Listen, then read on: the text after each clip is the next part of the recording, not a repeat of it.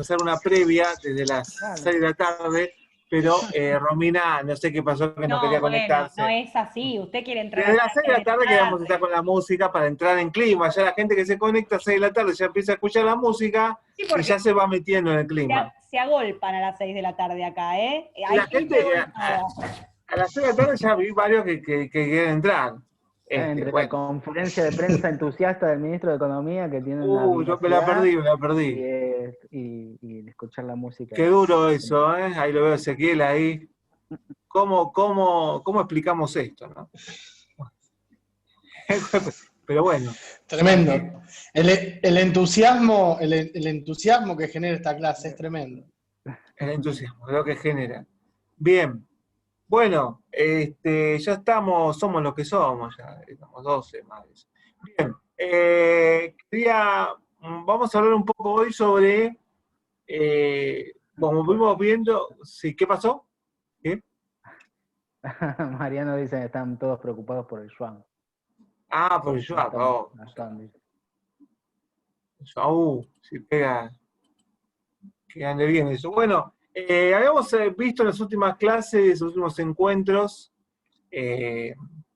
esta etapa post Segunda Guerra Mundial, desde una visión más económica de todo un proceso, de los llamados años dorados, o los 30 dorados, o la época del estado de bienestar, lo van a ver con varios nombres, pero bueno, referido sobre todo al quizás este momento de expansión del capitalismo y de, digamos, sobre toda una etapa de bienestar a nivel económico y cambios a nivel social, ¿bien? Sobre todo estamos hablando de países centrales, ¿bien? Y esto aclaro porque en el texto de Hobsbawm también va a hablar, los textos que estamos viendo en particular, estamos hablando de lo que se llama el primer mundo, ¿no? Europa, Estados Unidos, ¿no? Aunque hay ciertos procesos, ciertos elementos de los procesos que se dan en el primer mundo que en otras partes del mundo también digamos, funcionan de la misma manera, ¿no? Aunque con algunas diferencias, pero es todo un mismo proceso, y esto va a durar claramente hasta el 70 y pico, 73, y ahí viene la decadencia de este mundo que estamos visitando y tratando de entender, y ya después de los 70, bien, ya del 70 para acá ya estamos bueno, para mí ya es este mundo en el que vivimos casi, ¿no? Se empieza a conformar, ahí podemos hablar de cierto proceso. Bueno, a ver, vamos a compartir. Yo arranco con el texto de Hobsbawm. Espera que no. No, espera. A ver, Está bien. Bien, acá como siempre, no voy a ver las anotaciones del chat, porque cosa abren los micrófonos o alguien que me diga algo, si aparece alguna pregunta o duda. Y también avíseme por el tema, Gabriel Bofficati y la compañera, por el tema de los temas que vamos a tratar, porque vamos a pisarnos, porque bueno, justamente es toda la misma clase, son los mismos temas. Bueno, el texto de Hobsbawm, 2 capítulos, yo armé esto sobre 2 capítulos del texto sobre el siglo XX, que son 2 capítulos que van como de la mano, ¿no? Revolución social, revolución cultural.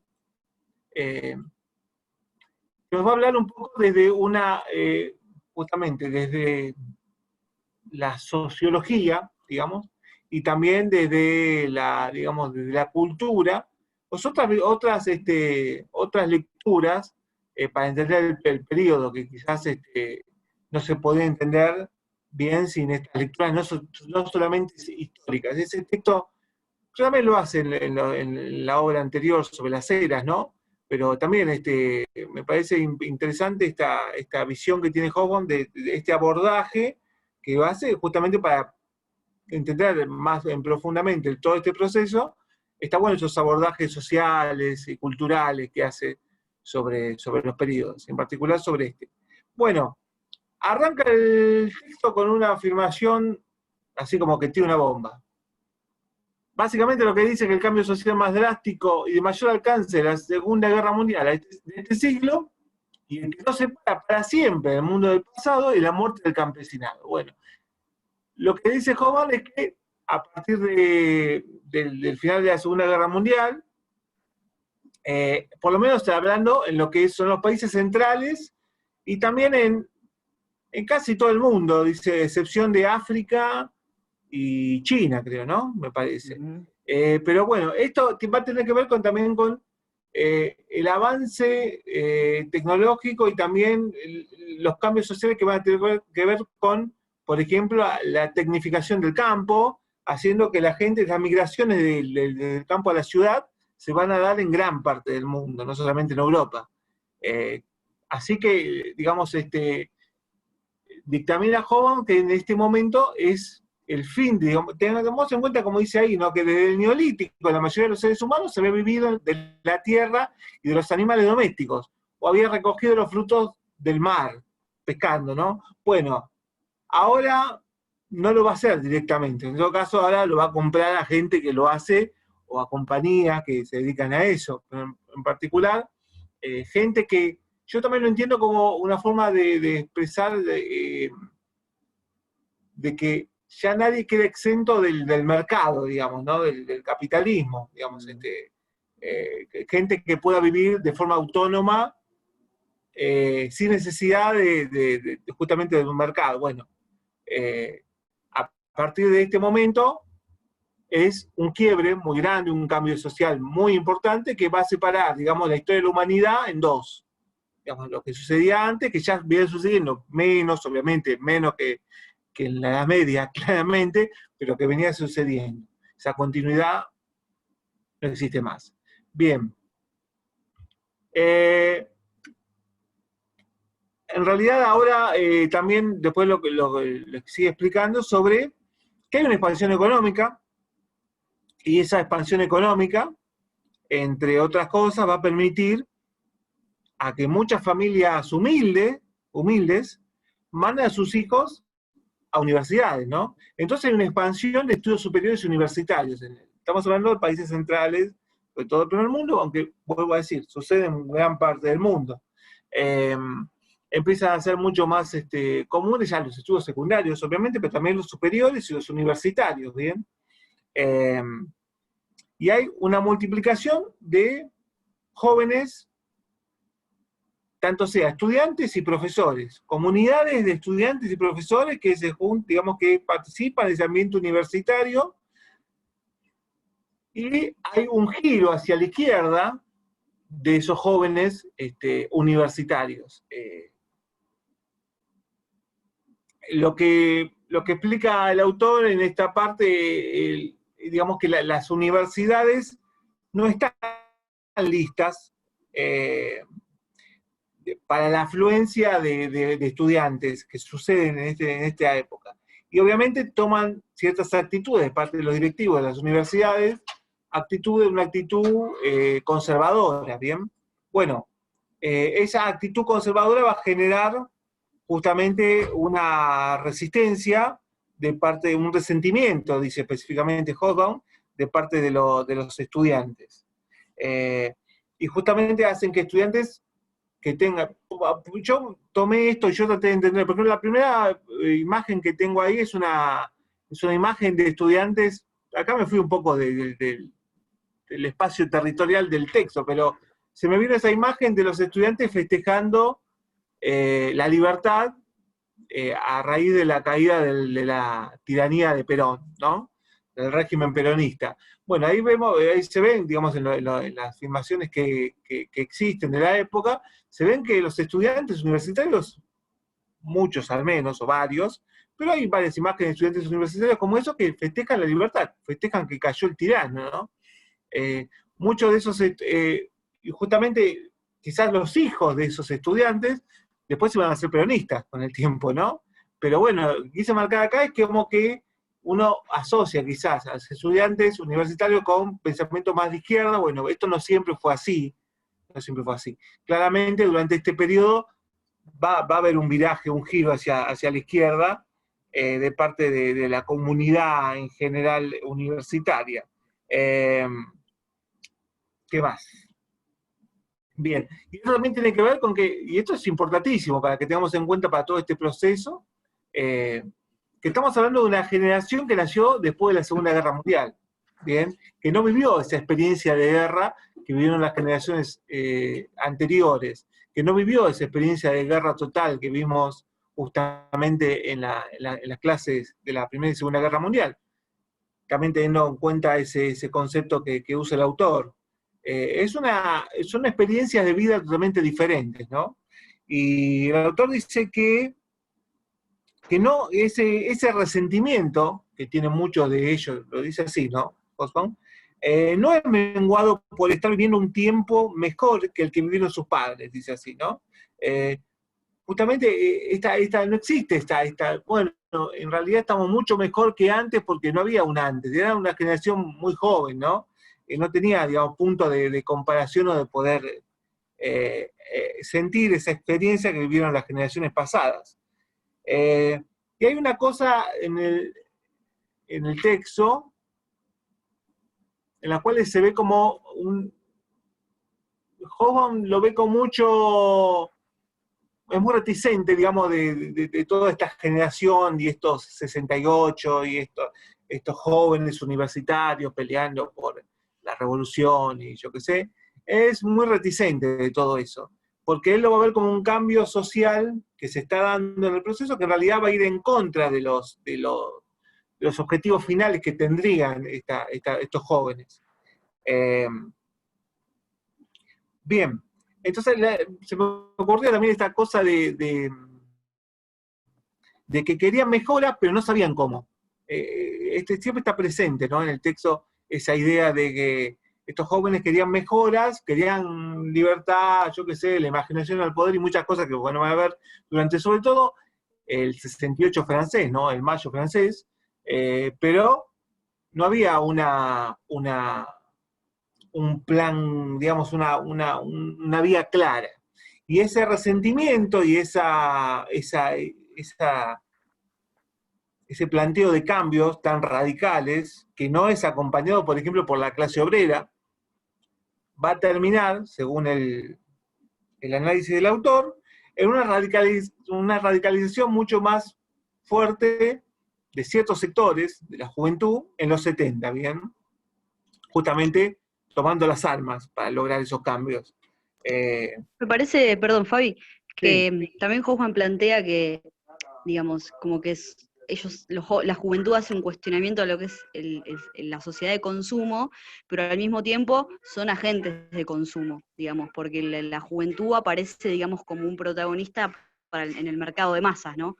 El ideal de la juventud ahora se le vende a la juventud y es la aspiración máxima. Pero me parece que además lo que tiene Hobsbawm es que en este sentido también el análisis es bastante alejado de nuestra realidad, porque acá tenemos otros movimientos en la década del 60, como el cordobazo y todos los asos, que me parece que tienen alguna característica distinta a esto que dice Hobsbawm, ¿no? Sí, sí, claramente. Ahí se ve, digamos, en esos, por ejemplo, en el cordobazo se ve justamente una unión entre sectores, digamos, que acá no estarían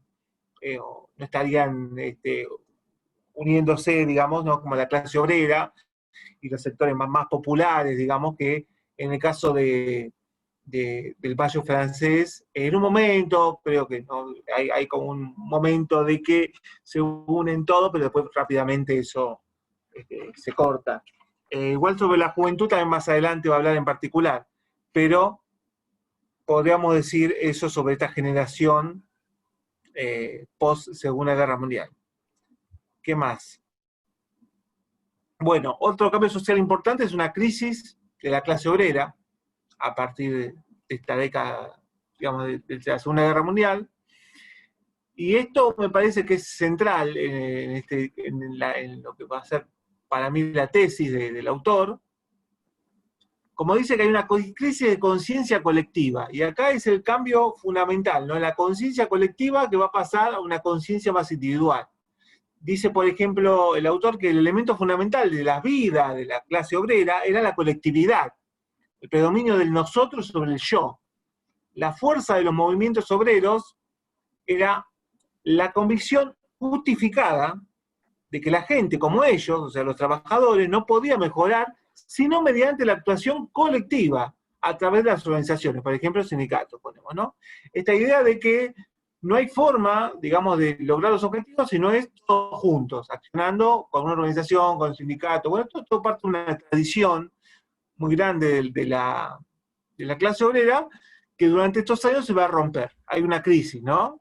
Y hay una aparición del yo sobre los colectivos. De ahí es que una foto, en realidad la primera foto, vemos la foto de los trabajadores con las boinas clásicas, todos juntos ahí, uno no puede ver quizás uno muy diferente del otro, y en la otra es una manifestación, creo que de trabajadores mexicanos, me parece que están todos de traje y corbata, me llamó la atención esa foto, ¿no? También, bueno, acá también se ve que se visten todos parecidos, pero lo que quería decir también era que hay como justamente una crisis de esa conciencia colectiva. Y eso va a tener que ver con muchos cambios que se van a dar durante estos años.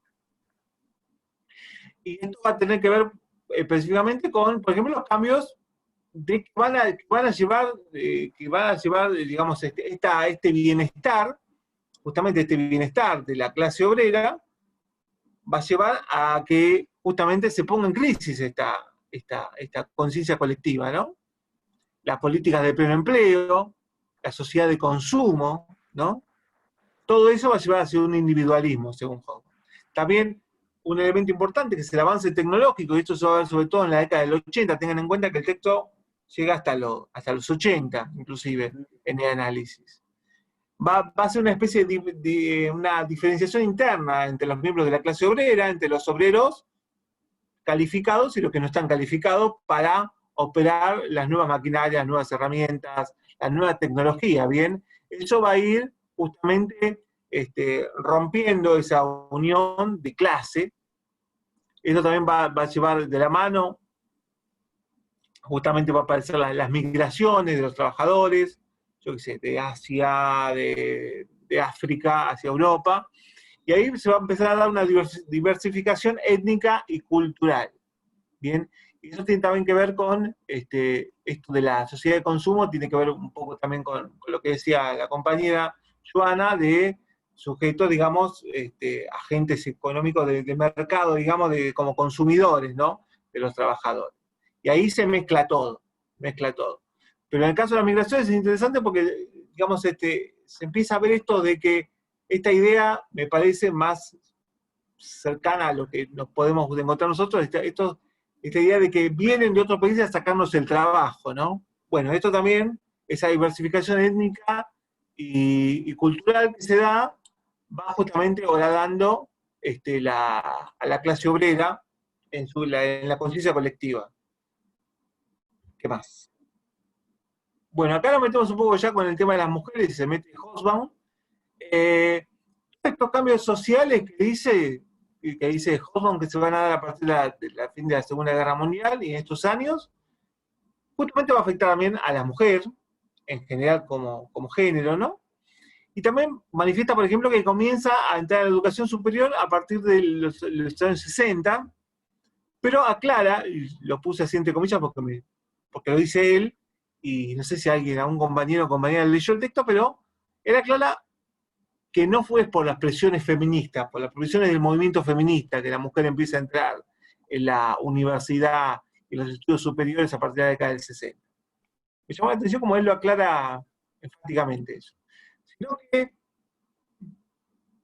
a partir de lo que yo entendí, me parece que él lo plantea como cambio de este movimiento social que se empieza a dar después de la Segunda Guerra Mundial.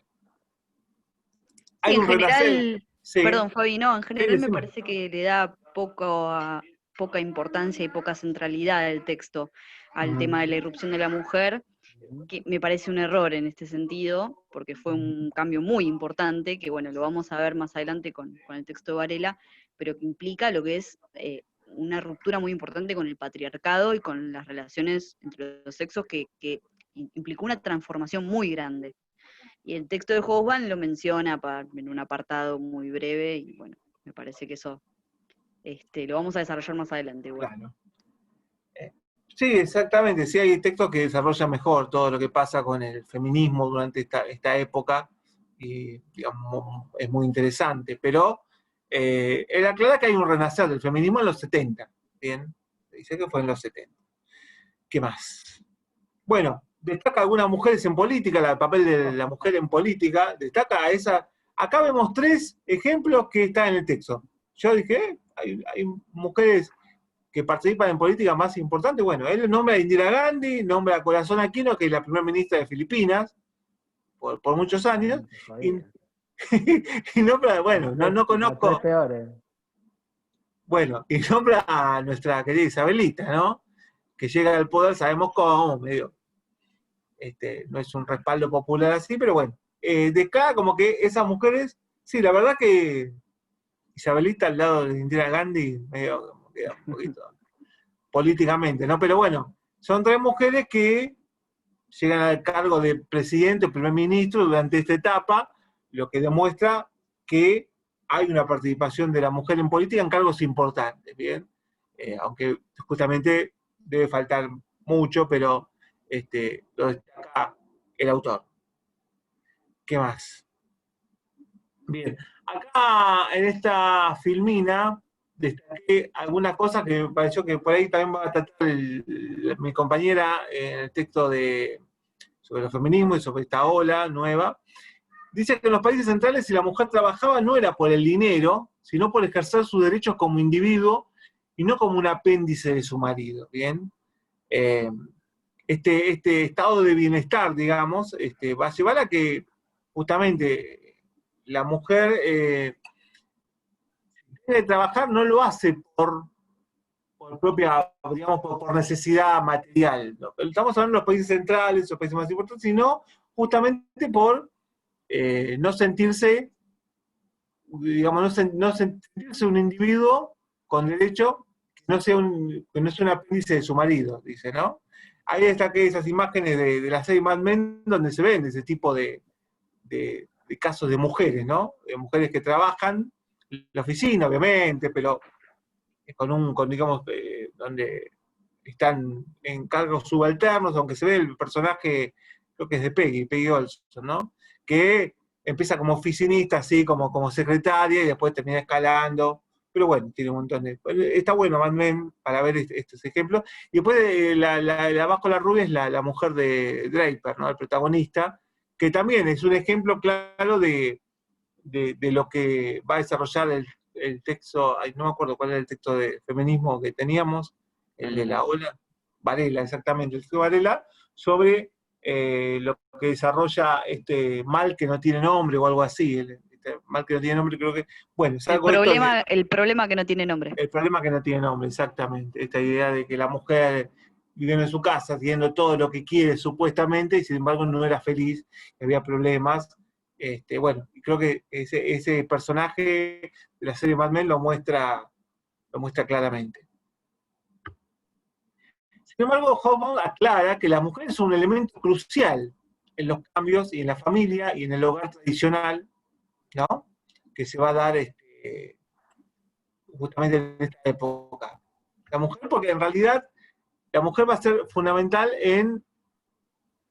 cuando empieza a analizar un análisis más social, Hoffman empieza desde el elemento fundante de la sociedad, que es la familia. O sea, la familia es donde uno aprende, tiene ese proceso de sociabilización primaria, ¿no? Donde uno está ahí y aprende a vivir con otros a partir de que vos nacés, vivir con tu papá, con tu mamá. Bueno, ese es el comienzo de todos los cambios que se van a dar en la sociedad, por lo menos desde el análisis del autor, y la mujer, obviamente, en esa familia es fundamental. Así que va a ser fundamental en la revolución cultural. Que justamente este capítulo es el que va a dar, va a centrarse en los cambios en la familia y en los cambios en el hogar. Acá decime vos, Acá, Gabriel. Fabi, dejamos, porque si está María Eugenia lo vamos a dar más adelante el capítulo, y antes Priscila. Lo que sí me gustaría hacer alguna observación sobre el conjunto del texto de Hobsbawm, por lo menos de este. creo que de nuestro amor por Hobsbawm, acá no se pone en cuestión, pero sí se ve que hay unas posibles diferencias o posibles polémicas que pueden ser muy interesantes, y por esto hemos complementado el texto de Hobsbawm, tanto de Revolución Social como Revolución Cultural, con otras miradas, tanto de Lowy como la de Hacha y la de Varela, para poder darle un tono diferente también y a entrar en polémica con el mismo Hobsbawm, sobre todo en lo que hace al aspecto de la capacidad política de la década del 68, como al tono político de la década, y también al lugar de los sujetos sociales, ¿no? Tanto de los jóvenes, el movimiento estudiantil y de la mujer. No tanto de la clase obrera, que los textos no se meten tan profundamente. Antes de pasar eso con la presentación de Priscila, me gustaría hacer algunos subrayados del texto que presentaste, porque también hacen a esta discusión de si es, que es parte de la discusión que hace Hacha, si es el 68 es una clausura y ya tenemos un mundo totalmente diferente al mundo del contexto del 68, o hay una continuidad, ¿no? O es parte de este mismo momento, digo. Y creo que, por ejemplo, ya cuando arranca con este cambio más radical, que podemos decir que es el cambio más radical que sin duda logra el capitalismo, que es el fin del campesinado, y hoy lo podemos ver consumado incluso yendo más allá de Hobsbawm, de su momento temporal que lo escribe, que es justamente donde ya China ya está pasando a ser mayoría la población urbana, tiene que ver con esto, con que la salida del campo, ¿no? ¿Dónde va la gente? A las ciudades, digamos, ¿no? Para poder comprender también lo que es la crisis de Guernica, lo que nuestro problema actual de vivienda, lo que demostró la pandemia y lo que demuestra también los incendios en Córdoba, en los pastizales y demás, que tenemos el gran problema de la producción agraria, ¿no? De la expansión de las fronteras productivas, porque el fin del campesinado no significó la caída en la producción agrícola, sino todo lo contrario, ¿no? O sea, hay un aumento de la productividad, tecnificación, etcétera, y si hay un fin del campesinado tiene que ver con una expulsión del campo a la ciudad. Y esa expulsión del campo a la ciudad hace con una expulsión urbana en los márgenes de las urbenes muchas veces, y con lo que hoy, sobre todo en el tercer mundo, ¿no? Las superurbenes con esos cinturones de miseria, ¿no? que la rodean, ¿no? La megametrópolis del tercer mundo. Me parece que hace parte a la discusión resaltar un poco eso. Otra de las cuestiones que me gustaría resaltar, esta cuestión también con el fin de la clase obrera, que lo plantea Hobsbawm como un espejismo, porque se da en el marco, ya esto lo vamos a ver un poquito más adelante, pero el texto de Hobsbawm se va hacia los 80, que es la cuestión de, junto con la crisis del estado de bienestar, se acaba el sujeto que dio también sustento y fue parte de la creación de ese estado de bienestar, que la clase obrera en cuanto trabajador asalariado, sindicalizado, blanco, de overol, etcétera, ¿no? Porque lo que ve ahí sobre el final del periodo es cómo hay un proceso de desindustrialización, pero a la vez se da un proceso de precarización en el tercer mundo y crecimiento de la clase obrera en otros lugares y en otros márgenes, ¿no? Con esa realidad combinada. No se acaba la clase obrera, pero sí, como bien marcaste, Fabi, se acaba esta imagen de la clase obrera que tenemos, que bien marcabas, ¿no? De la clase obrera como una identidad, y una identidad que a la vez que en los lugares centrales donde persiste la clase obrera, persiste no en cuanto a sujeto, sino en cuanto a lugar de función social, sociológica, digamos, ¿no? O más que sociológica, productiva. Porque lo que marca muy bien, y por eso el tono lúgubre de todo del capítulo, va hacia el pleno empleo que se acaba y la tendencia al individualismo de esta clase obrera que sobrevive, junto con el crecimiento de una mayor división, ¿no? Interna dentro de la clase obrera, producto de un crecimiento del trabajo no calificado y de la inmigración, ¿no? Y que a esto responde la clase obrera enfrentándose a los inmigrantes y no solidarizándose, un giro conservador que se expresa. Todo esto lo subrayo porque lo vamos a ver un poquito más adelante, ya sea esta idea de continuidades que estamos planteando. Me parecía interesante marcar estas cuestiones, y después, si quieren, con el texto de Priscila ya presentado, el de Lowy, vamos hacia la discusión sobre el 68 que está planteado también en comparación. ¿Te parece? Bien, bien. Priscila, Sí, hola de nuevo. ¿Puedo Hola. compartir pantalla? por supuesto. ¿O no? Adelante.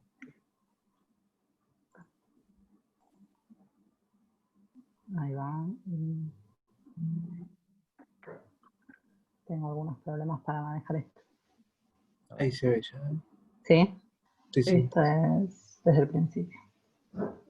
Ahí. Bueno, el texto es una publicación, es el Romanticismo Revolucionario de mayo del 68.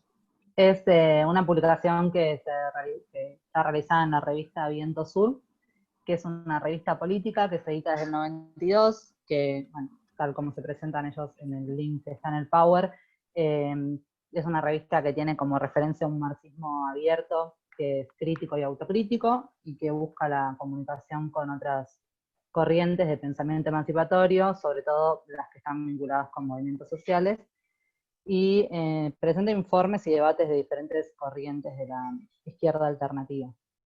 En este caso se trata de una publicación que es de autoría de Michael Lowy, que es un autor que ya vimos en el primer cuatrimestre con el texto de Romanticismo, y que algunas ideas de ese texto voy a retomar para explicar un poco por qué hace el paralelismo entre el Romanticismo y mayo del 68.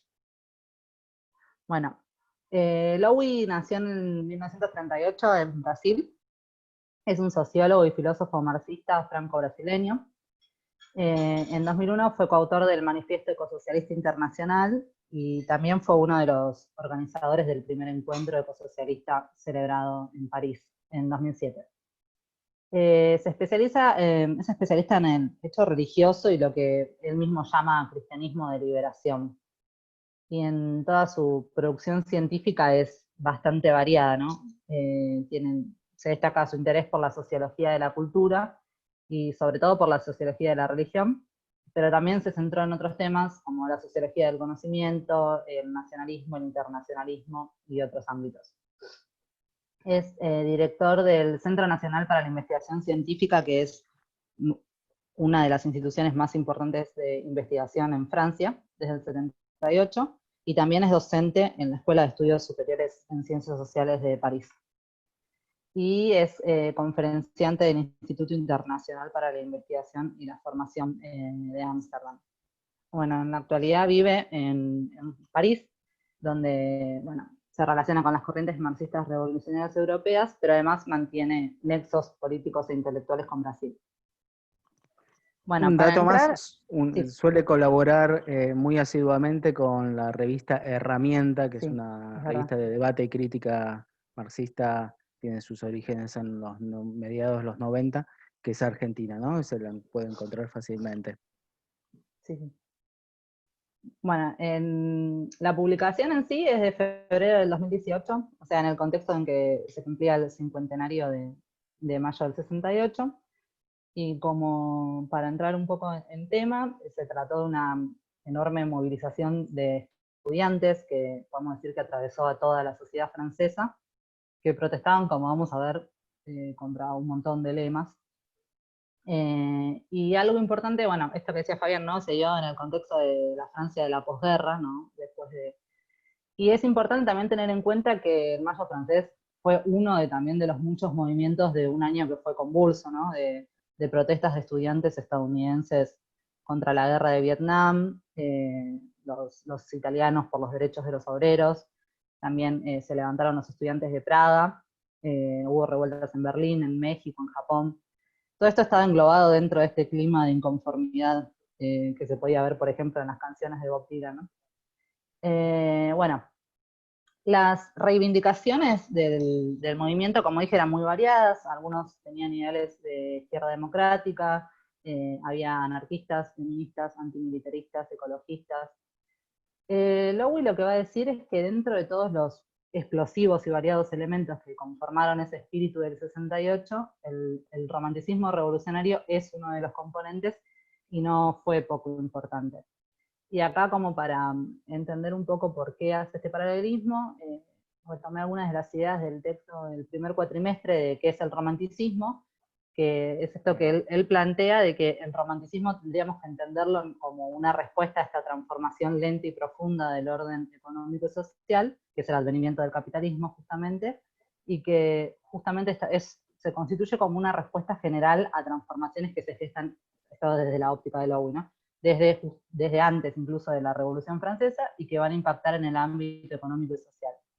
Y que más allá de que el romanticismo va a tener su auge, como vimos en el primer cuatrimestre, en el siglo XVIII, no, perdón, en el siglo XIX, ni 1848 ni el final del siglo XIX implicaron la desaparición del movimiento, porque justamente como la esencia del romanticismo es el rechazo al modo de vida capitalista, el movimiento toma otras formas, pero no concluye siempre que sigan existiendo sociedades o formas de vida capitalista, ¿no? Entonces, Lowy lo que va a decir es que no es solo una escuela literaria del siglo XVIII, sino que es una visión del mundo, como visión del mundo es una de las principales formas de la cultura moderna. Y por eso está presente todavía en el siglo XXI y se manifiesta en todos los ámbitos de la vida cultural, por ejemplo, en mayo del 68. Esto lo cito porque lo vamos a ver de cierta manera atravesando todo el artículo, ¿no? Esto que tenía que ver con el enaltecimiento de los valores del tiempo precapitalista, la apelación a ese pasado, el lugar principal de la libertad, ¿no? Como algo fundamental, la crítica a la modernidad y al capitalismo, y todo lo que implica el capitalismo, ¿no? La deshumanización, la alienación de los vínculos, la mercantilización, la crítica a la razón, al presente, bueno, todo como falto de valores humanos, y esta defensa de los valores cualitativos contra los valores cuantitativos que son propios de la modernidad, ¿no? Bien, en este sentido, Lowy entonces va a decir que Mayo del 68 es un movimiento cultural que se presenta entonces contra los cimientos de la civilización industrial, contra la realidad social moderna, y por lo tanto tiene valores románticos.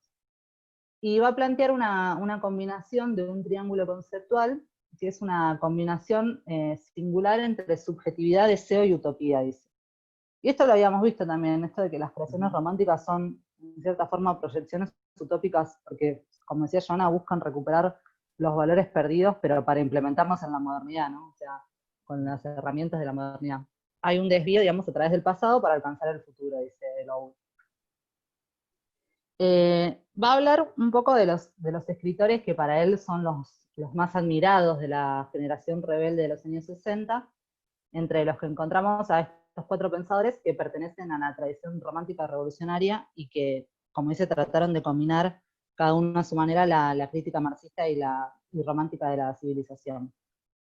Sin embargo, lo que va a decir Lowy es que la mayoría de los jóvenes que se manifestaron en todos los movimientos, no solo en París, sino en Berlín, Milán, México, etc., no habían leído la mayoría de estos filósofos, pero que sí sus ideas se vieron plasmadas en las consignas y en los carteles y en los grafitis que llevan adelante estos movimientos.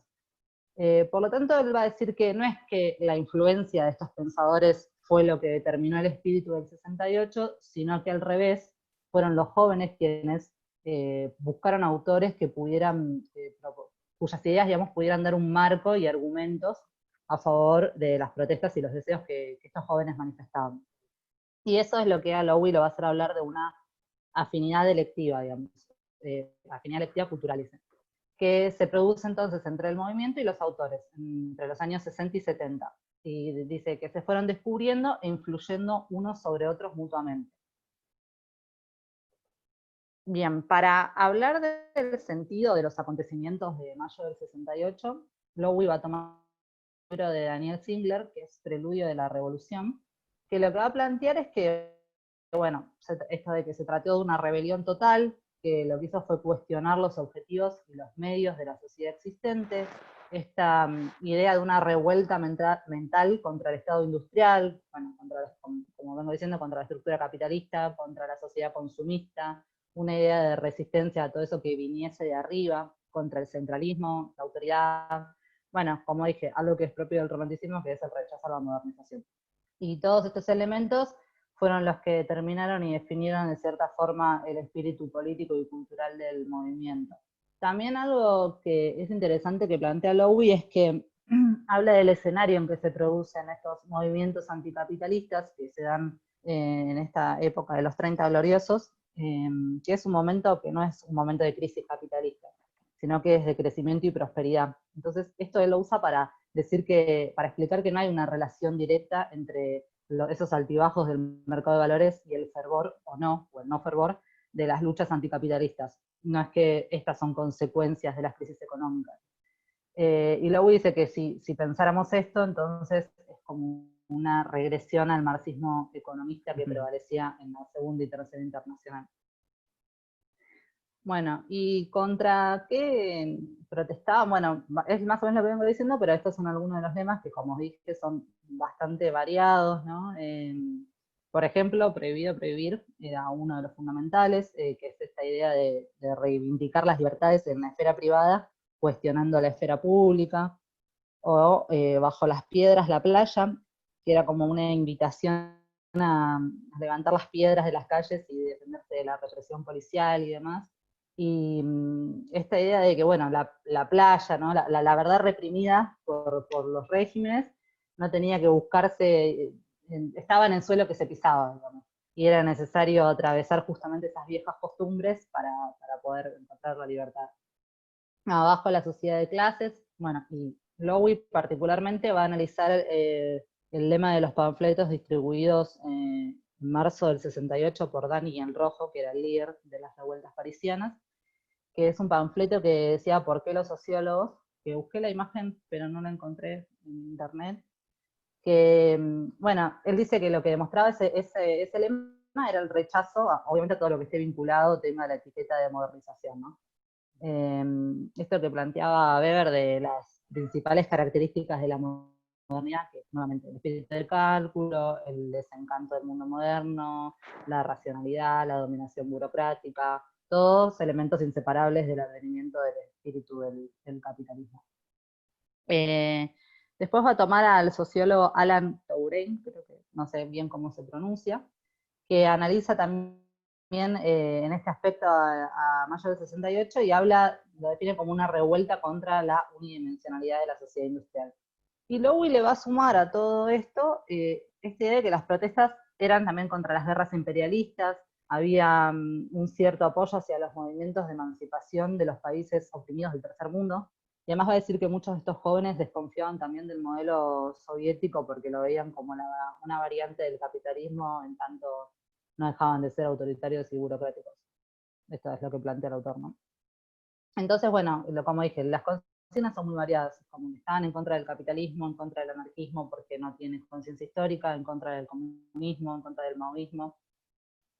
Bien, y el autor va a decir que no tienen, o sea, que en mayo del 68 no tenía solo un aspecto negativo en el sentido de que no eran solo protestas contra la mercantilización y el individualismo, sino que también se defendía o reivindicaban esperanzas utópicas y sueños libertarios y surrealistas. Por eso lemas como este es de ser realista y sueño lo imposible, relacionado, como dije, con el aspecto utópico que también es propio del romanticismo, ¿no? La crítica a la modernidad desde la modernidad y empleando elementos de la modernidad. Y se plantea el movimiento revolucionario como una creación colectiva de nuevas formas de organización, con la idea de lograr comunidades libres e iguales y nuevos métodos de creación artísticas como los panfletos o los carteles subversivos e irónicos y las pancartas. Lowy lo que va a decir es que justamente esta reivindicación del derecho de subjetividad sumado al espíritu anticapitalista fue lo que hizo posible una alianza, aunque muy débil, entre los estudiantes, los grupos marxistas, los sindicalistas, y todos, entre todos fueron los que dieron inicio a la gran huelga en Francia. Y bueno, después va a tratar el tema de la crítica al capitalismo, para lo cual toma el libro Nuevo Espíritu del Capitalismo de Boltanski y Chiapello. El libro va a hablar de dos críticas que convergen ambas en mayo del 68. Por un lado, la crítica social, que es la que lleva adelante el movimiento obrero, que tiene que ver con la denuncia de la explotación, la miseria de las clases dominadas, es en contra de la oligarquía. Y por otro lado, la crítica artista que denuncia los valores básicos del capitalismo, cuyos efectos negativos atravesaban atravesaban las clases sociales, bueno, como vengo diciendo, la cosificación, la deshumanización, la pérdida de la autonomía, la transformación de los vínculos humanos, considerar al humano como un objeto o cosa no libre, el valor de cambio y otros aspectos. Bien, y reivindica la libertad, ¿no? Que es esto que ya veníamos viendo desde el primer cuatrimestre con las obras de la Croix y demás. Estas críticas artísticas tienen esta idea de libertad de expresión, que también ya lo vimos, que se propone una libertad creativa y que inspira su lenguaje, dice él, en Marx, Nietzsche y el surrealismo. Y como dijimos, hay una cierta contradicción en el sentido de que si bien es antimoderna, es modernista cuando hace hincapié en la liberación.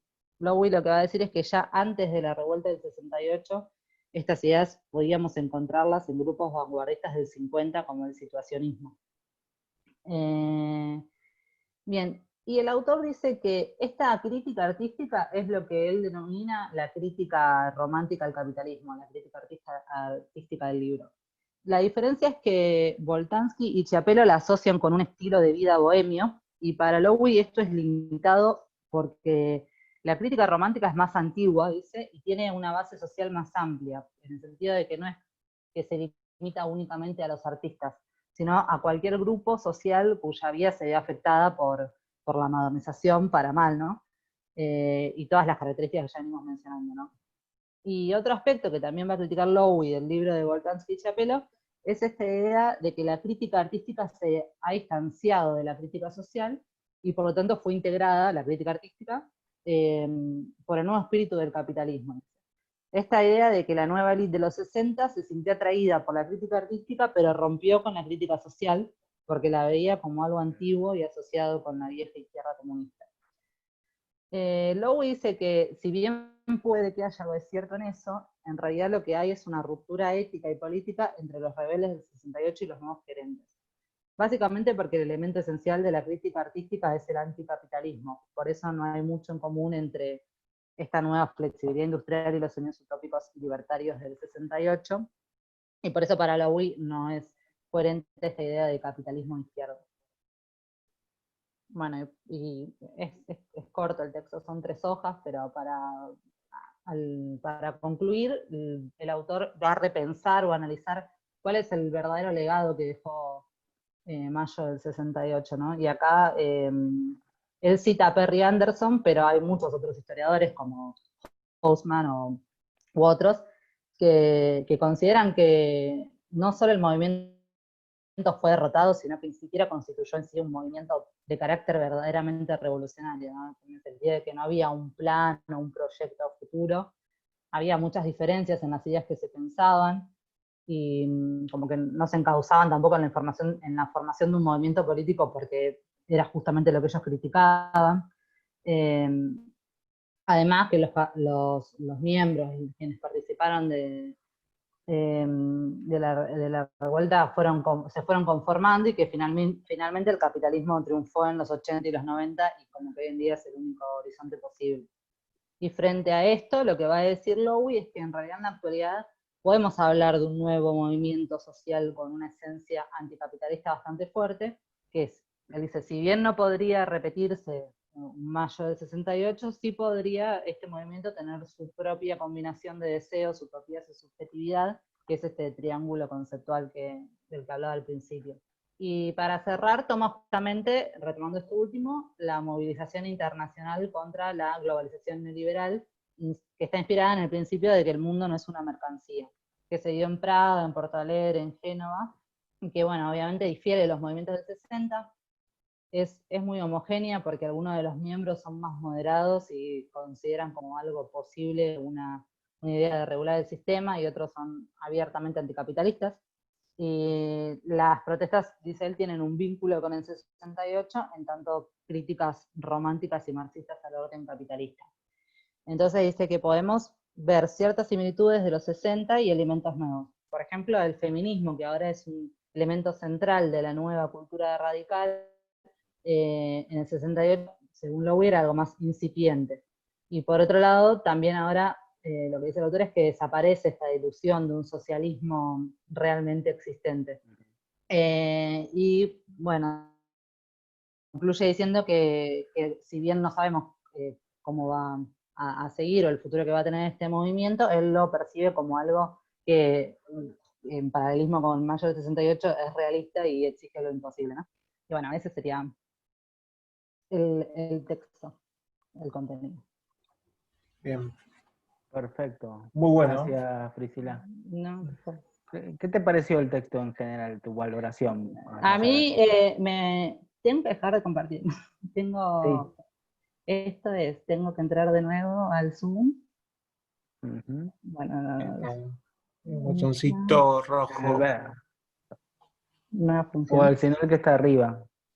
arriba, dejar de compartir. Bien. Your- Es que es la primera vez que comparto. Deja de Está bien. compartir. Ahí está. Ahí Ahí está. está, bien. Vamos.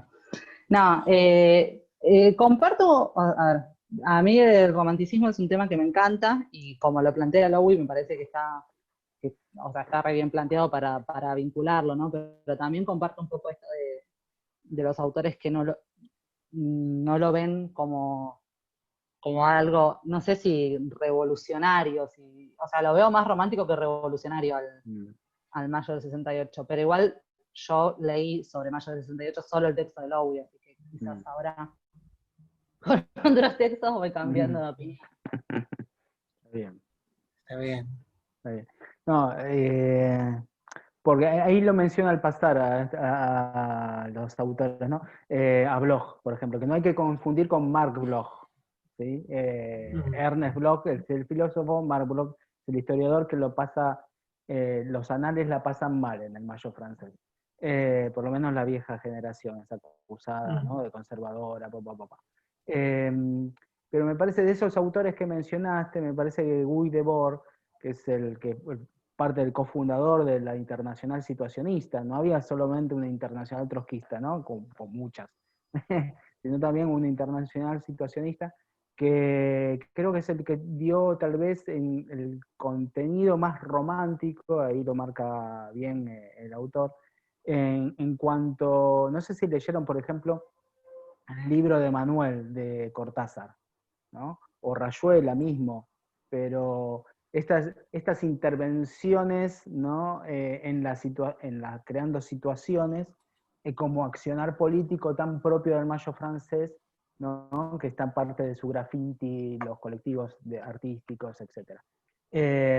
Que saltan el accionar tradicional de la militancia política y que va a llegar a nuestro momento en la forma también de una militancia que tiene mucho con la idea de intervención para crear conciencia inmediata, ¿no? Es un poco la idea. Pero inclusive Guy Debord es creador de esa tesis de la sociedad del espectáculo cuando, bajo la idea de Marx, de la crítica a Feuerbach, lo que hace es toma la última tesis planteando, ya no importa el ser, sino importa el tener, y no importa ni siquiera el tener, sino el parecer, ¿no? Y justamente esa es la idea de la central de la sociedad del espectáculo, de que se transforma todo el tiempo en el parecer, ¿no? Y si hoy vemos Instagram, o sea, la cumbre del parecer, digamos, cómo el mundo ha creado la idea de vender el espectáculo del parecer, ¿no? No importa más el ser, ¿no? La esencia, sino el parecer. No quería rescatar esto como son varios autores. Después está Marcuse, etc. Digamos, creo que de esos autores que desarrolla, más allá de la idea de Ernest Bloch, de la idea de la utopía, la presencia de la utopía, etc., creo que de esos autores que menciona Lowy es el más potente para comprender nuestra sociedad actual. No tanto Marcuse, el hombre unidimensional, ¿no? Aquel hombre gris, digamos, hoy ya creo que es el hombre polivalente, hombre o mujer polivalente, lo que más hay, que no es ese que sigue todo el tiempo las mismas pautas de la casa al trabajo, del trabajo a la casa, ¿no? Bueno, Fabián, ¿querías retomar algo de Hobsbawm del aspecto del 68 para contrastarlo con Lowy?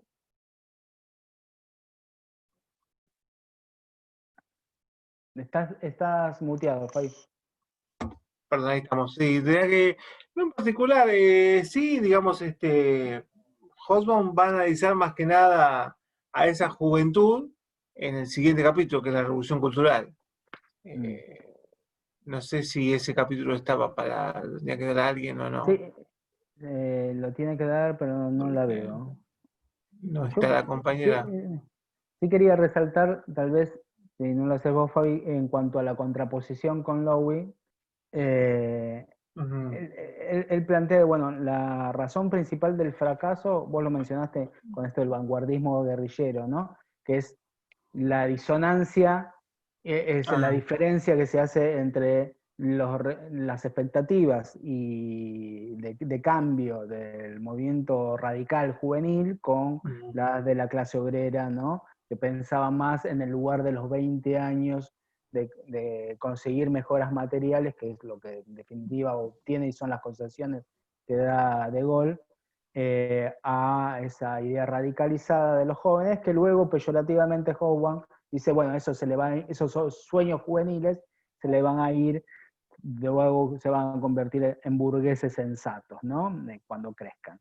Esa idea también que me decía mi vieja, vos ahora estás pensando, sos zurdito, porque cuando crezcas vas a... hemos escuchado. Como es una cuestión que tan solamente generacional, que es lo que marcas vos, Fabi, que dice Hobsbawm. Pero sí, esta distancia de experiencias con los mayores, creo que es una cuestión que vos marcaste, Fabián, y me parece importante resaltar. Sí, es fundamental en el planteo de Hobsbawm, sobre todo de nuevo, digo, en el siguiente capítulo, que es el cambio cultural que se va a dar y la distancia que toman las generaciones, ese quiebre entre generaciones a base de experiencias diferentes, a base de... Lo que pasa es que para entenderlo, no es que los pibes, digámoslo, querían cosas locas, no, es que la sociedad que había, a diferencia de sus mayores, que habían salido de una sociedad de guerras, ¿no? De carencias, la sociedad donde se gestaron es una sociedad de la abundancia, entre comillas, que le daba expectativas que no cumplen, o sea, expectativas de colocación en la sociedad, de ascenso social, de mejora a partir de su nivel educativo, institucional, de apertura de espacios que no cumple, ¿no? Es por eso él sí marca Hobsbawm la causa de esta brecha en función de las expectativas de realización en la estructura social, ¿no? Sí, también porque había cosas ya garantizadas, ¿no? Justamente de ahí destacaba este graffiti de no queremos un mundo donde la garantía de no morir de hambre se compense con la garantía de morir de aburrimiento. Quien decía Gabriel ahí en el chat que es una doble crítica al capitalismo, al socialismo real, es verdad, pero también, digamos, esto de, sabemos que no nos vamos a morir de hambre, de acá arrancamos, digamos, esto es algo ajeno a nosotros, ¿cómo vamos a pasar hambre? Pero bueno, vamos por más ahora, digamos, ¿no? Las necesidades básicas están satisfechas, ahora vamos por más. Y bueno, y ahí la utopía y todos los planteos. Sí. Es una crítica a unos estudiantes que habían accedido a los estudios superiores, pero que no estaban conformes con la misma forma en que se daban y los contenidos y las expectativas que le daban a esos estudios superiores. O sea, la universidad misma, que los había dado y en su misma existencia, a la vez encontraban dentro de ella un límite porque no los dejaban hablar, porque había una brecha generacional, porque había contenidos enquilosados, etcétera, ¿no? Y ahí es donde se da todo el quiebre, donde aparece inclusive y se abre en la academia la nueva izquierda, ¿no? Que es también otro sujeto importante. Y eso yo lo entendí desde el texto de Hobsbawm como, digamos, justamente una reacción y un resentimiento hacia la estructura universitaria que era claramente conservadora, ¿no? Y que no estaba preparada para la afluencia de tantos estudiantes que se empieza a dar durante todo este periodo, estudiantes que justamente no son de una clase social de élite como siempre lo fue, digamos, de sectores medios que empiezan a llegar y que no se adaptan y no les interesa seguir esos lineamientos, esas tradiciones conservadoras de la universidad, ¿no? Entonces la universidad también como que entra, como que se moderniza a la fuerza, ¿no? Eso va a generar enfrentamientos internos dentro de las instituciones.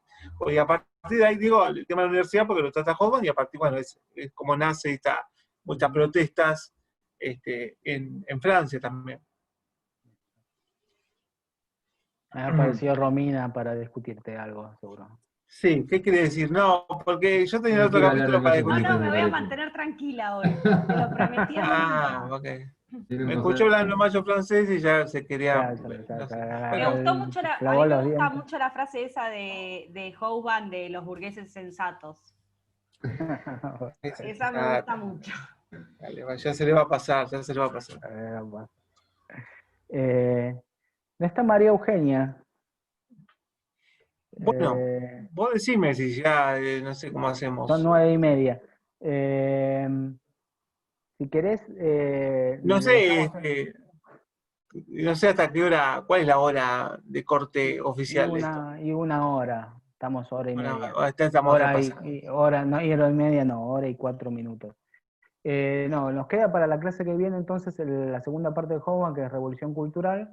Claro. Voy a escribirle a María Eugenia, a hablar con ella en función de eso. El texto de Varela y los dos de Le Monde Diplomatique, que en realidad el de Fontaine, brevemente, ¿no? Lo que hace Fontaine para enmarcar el 68, y viene a cuenta del texto de ahora que dio Fabián de Revolución Social.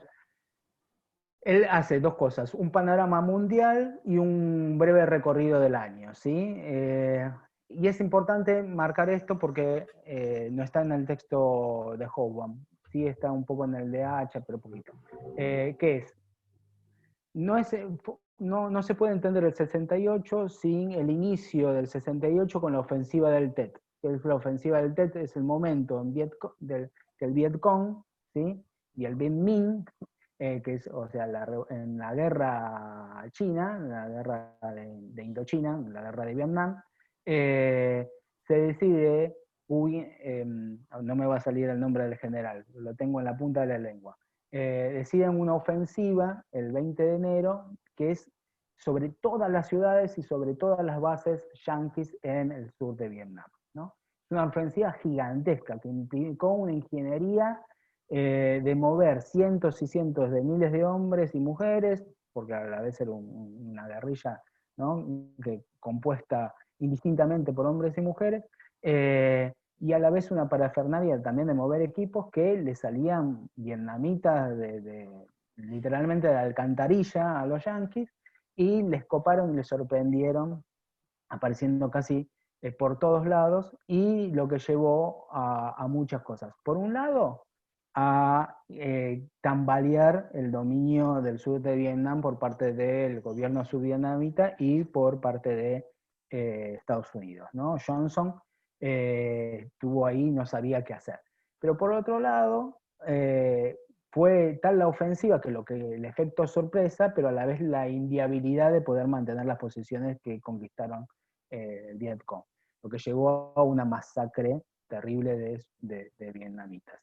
Pero creó las condiciones para imponerle a Johnson dos cosas. Por un lado, que llegue a una negociación con Vietnam. Se abre la conferencia de París. Y por el otro lado, por la cantidad del golpe significativo político que significó para el interior de Estados Unidos, impidió que él se presente nuevamente a elecciones, que estaba manteniendo la situación de Vietnam para llegar a nuevas elecciones, y decidió no presentarse. Gabriel, ahí comento una cosita, en el documental ese gigante sobre la guerra de Vietnam, que nadie verá en Netflix porque son como 40 capítulos de 1 hora cada uno, pero vale la pena, no lo van a hacer, pero yo lo recomiendo y lo recomendamos ves número 40, pero en ese documental se ve muy bien, hay un capítulo dedicado a la ofensiva del Tet y a, digamos, un antes y un después en la guerra de Vietnam, digamos, lo que va a representar. Obviamente, ¿no? Termina con una masacre tremenda, con todo masacrado, pero a partir de la difusión de ciertas imágenes, recordando específicamente la famosa imagen esa de que le vuelan la cabeza, ¿no? A uno de los milicianos, digamos, ¿no? Que había formado parte de la ofensiva, ¿cómo se llama? Esa imagen tan potente, ¿no? Es el principio, digamos, de toda, digamos, una difusión de lo que estaba pasando en Vietnam que la sociedad norteamericana no sabía. Por lo menos está planteado desde ahí, ¿no? Desde el documental, ¿no? Y justamente, y empiezan los planteos, ¿no? ¿Qué hacemos ahí? O sea, ¿para qué estamos ahí? O sea, mirá, están matando esta gente que es mala, justamente, y justamente estamos en pelea contra estos malos, pero estos malos, mirá cómo nos matan así, es una masacre. ¿Qué estamos haciendo ahí, básicamente? ¿Qué es este tipo de guerra en la que estamos participando? Y bueno, todo eso va a generar el movimiento pacifista mucho más potente a partir de esa ofensiva y todo lo que sucede, ¿no? Exacto, porque el costo también que va a llevar poder contener la ofensiva del Tet va a implicar, ¿no?, un salvajismo, como vos mencionás, en esa imagen que fue premio Pulitzer a fotografía, junto con la otra de la nena corriendo desnuda quemada por napalm, ¿no? O sea, esas imágenes van a impactar a nivel mundial mucho, o sea, sobre una base de un movimiento de solidaridad que ya existía, digamos, y sobre todo en Francia, el movimiento de solidaridad por Vietnam no es menor, no surge de la nada, porque a la vez viene del movimiento de solidaridad con la guerra de Argelia, ¿no? a favor de que Francia sea derrotada, o sea, franceses pidiendo la derrota y la salida de Argelia, ¿no? Y eso lleva también que se multiplique luego y sea el puntapié también para poder comprender la masividad del mayo francés. Pero en Estados Unidos es un movimiento juvenil que va a marchar con banderas de Vietcong, la vamos a ver en Woodstock, las banderas de Vietcong, increíbles, ¿no? Y a la vez va a significar una polarización dentro de la sociedad, porque por otro lado, no hay que comprender que el 68 es toda utopía, romanticismo, porque tenemos el asesinato de Martin Luther King, tenemos el asesinato de Robert Kennedy, tenemos a Wallace, un candidato demócrata con la bandera confederada detrás, digamos, racista.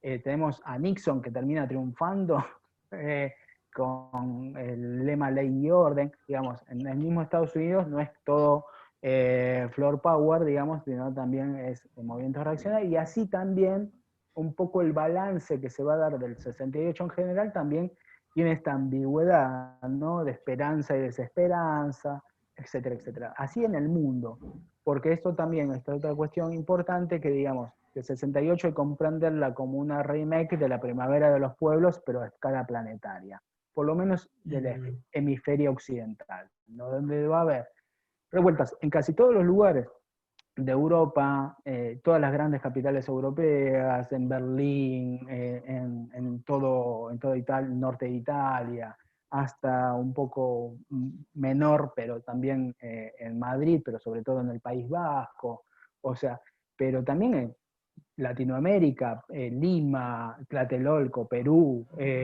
México, Buenos Aires, Uruguay, Venezuela, o sea, tiene sus ramificaciones también muy grandes en América Latina. Nuestro Cordobazo en el 69, ¿no? Nuestro Cordobazo del 69, etc.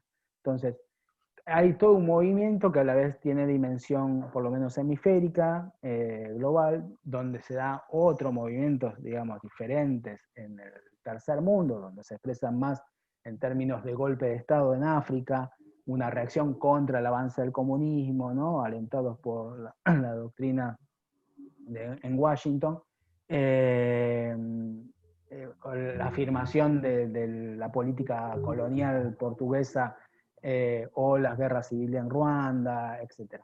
Pero ahí Gastón está diciendo algo. Debía haber también una especie de extenuación a raíz de la Guerra Fría, la crisis de los misiles, la incertidumbre de una tercera guerra mundial, lleva al pacifismo quizás.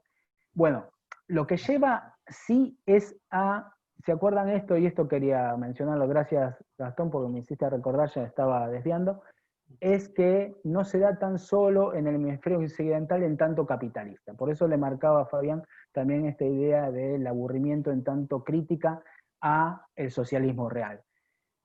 Tenemos que entender este 68 en el marco de la Guerra Fría, y se acuerdan ustedes que hablaba yo de momentos de tensión y momentos de distensión. Momentos de tensión es momento de abroquelamiento dentro de los propios bloques de la Guerra Fría. Momentos de distensión es también un momento donde hay una convulsión interna dentro de los mismos bloques, porque es no solo Praga, Berlín, el mismo Berkeley, Los Ángeles, Nueva York, Tlatelolco, Buenos Aires, sino también es Praga, es Varsovia, es Tito, es Ceausescu, ya viene de antes, pero la pelea de Mao con la nomenclatura soviética. Digamos, dentro del campo socialista también hay convulsión, y es tan convulsión que llega a la posibilidad de que las tropas del Pacto de Varsovia invadan Checoslovaquia e impongan, ¿sí?, una dictadura sangrienta, digamos, no muy sangrienta porque la represión es leve, digamos, pero sí la imposición de que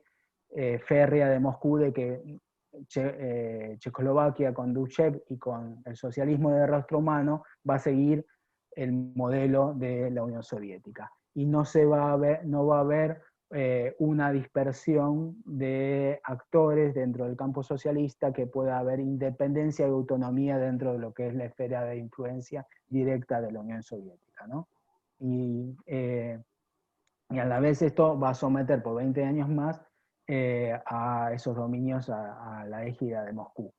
En este contexto, a la vez, no significa que el pacto de Varsovia y la invasión de los tanques en Praga signifique una confrontación con Estados Unidos. Todo lo contrario, es un momento de distensión entre estos contendientes globales, donde Moscú, queda claro, le dice: mira que yo invado Checoslovaquia, pero no te jodo, esto es para nosotros. Le queda garantizado esto, con un pacto de no agresión a nivel nuclear y de no proliferación nuclear, donde cada uno de Washington y Moscú tratan de que los demás se unan, a la vez para tener el monopolio de la bomba ellos, ¿no? Claramente, ¿no? Y que en un marco donde también los países se le insubordinan, digamos, ¿no? Porque a Moscú se le insubordinó Mao, pero también Tito, la Rumania de Ceausescu, la Albania, y posiblemente hasta podía llegar a ser Polonia y después Hungría, y se le iba todo, ¿no? Y Castro recibe los misiles, pero después le dice: no, yo no voy a estar bajo el dominio del Partido Comunista, que domina acá Cuba soy yo. Y así sucesivamente, ¿no? El movimiento guerrillero en América Latina que no sigue las pautas de Moscú, etcétera, ¿no? Entonces es un 68, para decirlo, de retomar esto y cerrar, es un movimiento, según Fontaine, global, que hay que seguir una cronología que abarca a todos los países en diferente forma y en diferente medida, pero un poco más el balance no lo trae tanto Fontaine, sino el texto que vamos a ver más adelante de Hacha, de nuestro amigo Omar, para cerrar la clase. Muy bien.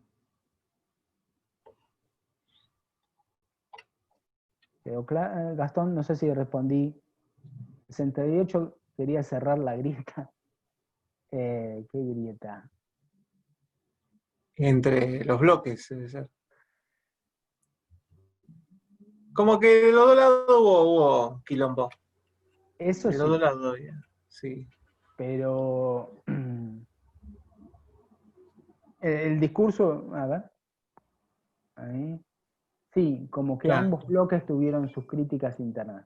Sí, y sus perspectivas de superación, porque supuestamente la Praga de 68 con el socialismo de rostro humano iba a superar al movimiento, al socialismo real, y la revolución cultural, porque hay que entender que no es solo Vietnam, sino también la revolución cultural que empieza antes, la revolución cultural que promueve Mao con el sujeto social, la juventud, como elemento central, y diciendo que no alcanza con revolucionar las condiciones materiales, lo que hay que hacer es una reforma cultural, donde nada de lo establecido quede en pie, esto Mm. le da marco a todo el 68, ¿no?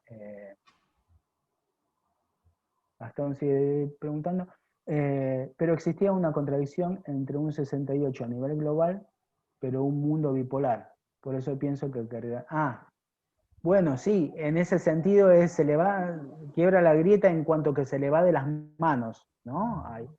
Ese carácter de revuelta, de suceso anómalo, no controlado, etcétera, es tan propio y tiene este significado con la primavera de los pueblos, en que también es rápidamente controlado, ¿no? Mucho. Pero otra discusión es, bueno, a pesar de que sea controlado, ¿qué consecuencias tuvo? ¿Qué alcances, no?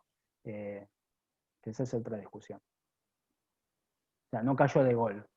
De gol promueve nuevas elecciones, da concesiones a los sindicatos, llama nuevas elecciones y gana. ¿Cómo puede ser? No, Bueno, esa es una discusión. no. Pero ¿qué pasó después de ahí? ¿Qué abre? ¿Qué le dice al capitalismo mismo el 68? Es otra discusión, ¿no? Que en eso creo que Hobsbawm tiene un poco de razón. Sí, El capitalismo prende el 68. sí. No quiero adelantarme porque se verá Romina en la clase. pone cara.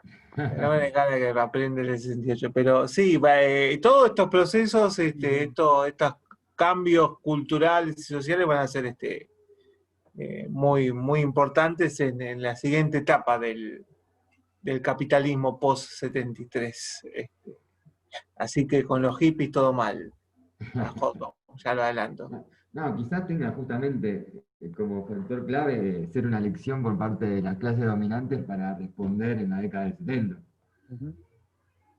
Quizás tenga como ese factor de relevancia. Y también y de este lado de las clases no dominantes, justamente No. la falta de radicalización, la falta de organización, la falta de un plan, de un programa, también quizás ahí anide un poco, o la falta de coordinación, no sé, ahí también está parado. Como que fue una irrupción, se quedó ahí, digamos, fue como, con esto no quiero quitarle sus efectos. Pero, Estaba el Lenin. Faltamos Lenin. Estaba el Lenin. No. Y bueno, Chiste, ¿eh? No. sí, está No sé qué como falta. sal legal, Romina, me parece, en serio, porque no, como que se autocensura. Yo estoy muerta por dentro de hablar, pero me parece que va a ser mejor hablarlo en la que viene.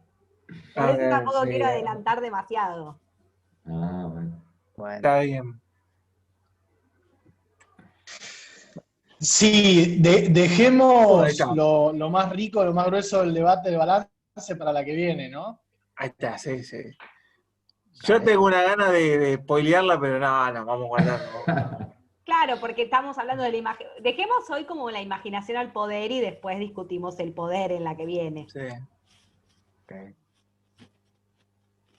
Bueno, La que viene entonces, vamos a ver un poquito de eso. Y vamos a escuchar un poquito de música por ahí también y ver algo de qué mensajes culturales había en esas juventudes. Flower Power y el sexo libre y todas esas cosas que pasaban en el hipismo y la experimentación con drogas y etc. Y por ahí probamos vamos a algo también en verla. vivo. No, tanto no. Bien. Bueno, hacemos una previa, como decía Fabi, que insiste. Ponemos un ratito, 10 minutos antes y pasamos música. Es 6:30 y ya, sí, arrancamos a las 4, 3 de la tarde más o menos ya, con toda una playlist. Atento al calor, por favor, con la Sí, habilítemela. 3 de la tarde te habilito el Zoom. Vos hacés lo que quieras. Dale. Muy bien. Bueno, Tenemos hacemos así, avanzamos 3 horas y con... media de música de los 60 con... ¿Cómo Pesadísimo llegás? era. Muy pesado. ¿Cómo llegás? Empezamos con Palito. ¿Por qué no? Bueno, nos Muy bien. vemos El martes. Buen fin de Buen fin de semana. El martes, buen fin de semana. Hasta luego.